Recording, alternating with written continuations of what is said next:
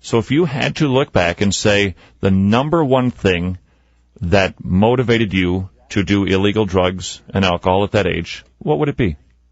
Anger. Bitterness. Yep, bitterness and anger.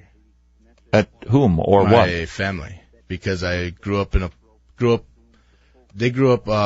thinking about money, thinking about the worldly things, and I didn't want that. I wanted somebody to come home. You see other families, their kids would come sit on their dad's laps. Were mom and dad married? Yeah. Uh-huh. Married. Dad working a lot? Yeah, he works at a power plant, works like, I'd probably say 60, 70, 80 hours a week. Uh-huh. Making lots of dough? Yep. Got lots of toys? Yeah. Uh-huh. Yep. Yeah. But you would prefer Dad? Yep. And it made you mad? Oh, yeah. You're still mad? Well, a little bit, yeah. Yeah, I can tell. Oh, yeah. A little bit. Yeah. So if somebody's listening right now and they're a dad, and they're clocking 70, 80 hours a week, and they've got kids at home, and they're thinking, well, I'll just buy them stuff, or we'll go on a couple of really nice trips a year. What would you say to that, Dad?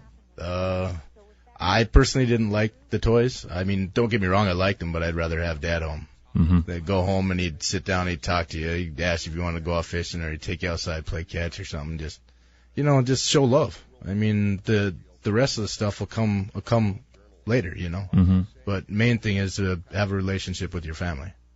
All right. Yeah. I'd almost like to stop there, but I want to hear your story. But I just would kind of like to linger there for a second, because I don't want any dad to blow that off. The importance of what you just said. Correct. All right. Yeah. Nonetheless, let's forge ahead.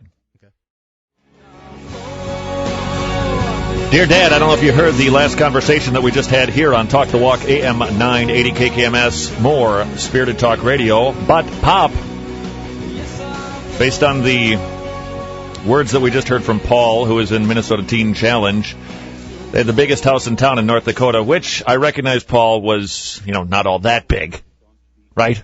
But it was still the biggest house in town, right? And you had all the toys, everything that a child could want, except a dad who worked way too much. And in hindsight, Paul would have much rather had Dad than the stuff that the money could buy when Pop was working away 60, 70, 80 hours a week.